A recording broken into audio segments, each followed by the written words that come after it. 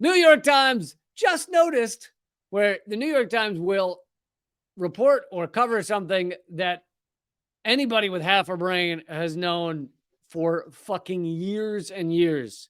And really it's when basically as we continue to reveal these things about how our world works, those of us at independent media, those of us outside of the corporate media shit show, as we continue to reveal these things, eventually on some of them, the mainstream media feels a need to come along because they can no longer deny the reality.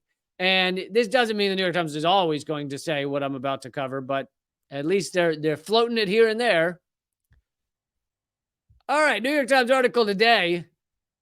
Arrest isn't a good path for addiction treatment. So arresting people who are drug addicts might not be the best game plan. That might be a little bit harmful.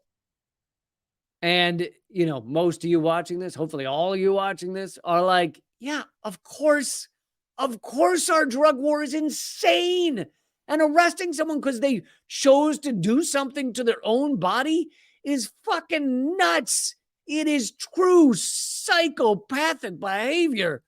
And locking them up for years, because they decided to feel a little high with whatever drug. How fucked is that? But of course, that's the psychopathic system we live in. And you'll notice that this, although it's the New York Times, this is just a guest essay. Sometimes the New York Times will say something a little more radical when they put it in a guest essay, so that if people get upset, they can go, well, that wasn't us. We were just airing someone else's view.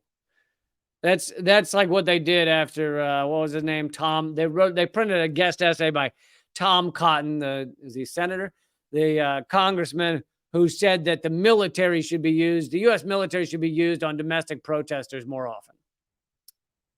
Basically, the U.S. military should invade the U.S. more often. And the New York Times published that, and people lost their goddamn minds. Rightly so, but anyway. So this article starts with Cody Bahanin, 24, was locked up, was addicted, received no medical attention or help for his withdrawal. He died in 5 days in jail from those withdrawal symptoms. Diane Pink, a 58-year-old grandmother, arrested on a charge of drug possession and driving under the influence. She died in the same jail from the same cause, complications of opioid withdrawal.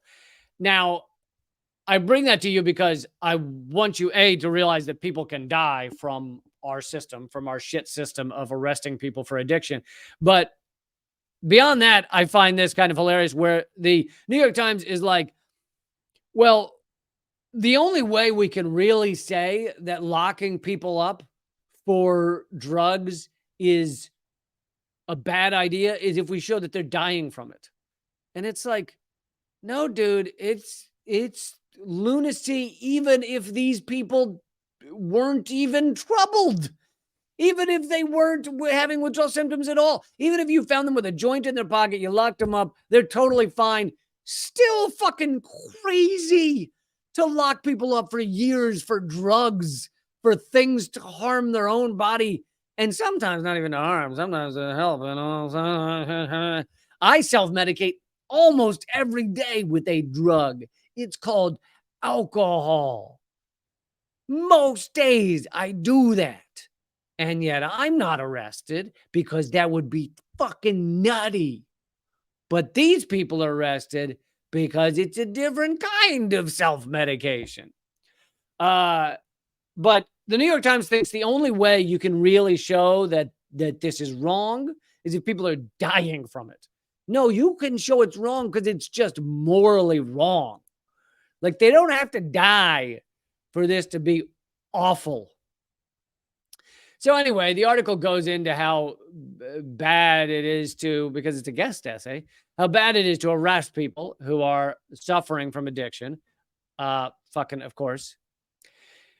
There is no association between, the article says, there's no association between the number of drug arrests a state makes and the amount of drug use it has. And people with the most serious addictions rarely get treatment as a result of arrest or prosecution.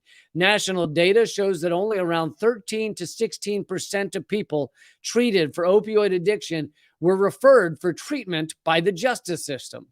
When courts do refer people with opioid addiction to treatment, patients rarely get recommended medications. So people who are arrested do not get treatment. And that's also an important thing to know if you're thinking your friend is having a problem and you're going to call the cops. Don't fucking call the to like scare them. Oh, it will help scare them. Never call the cops. Never call the cops. Unless the axe murderer is like actively chasing you, don't call the cops. Because inviting dummies with guns into your life situation or into your friends or even into your enemies, even if he's your enemy, inviting guys with guns who don't understand what the fuck they're doing into your situation is always dumb. Always dumb. Always dumb. If you have like a medical emergency, call an ambulance. Don't call the cops. And then, of course, in the American system, you can end up with debt that will destroy your life. So there's that from the ambulance.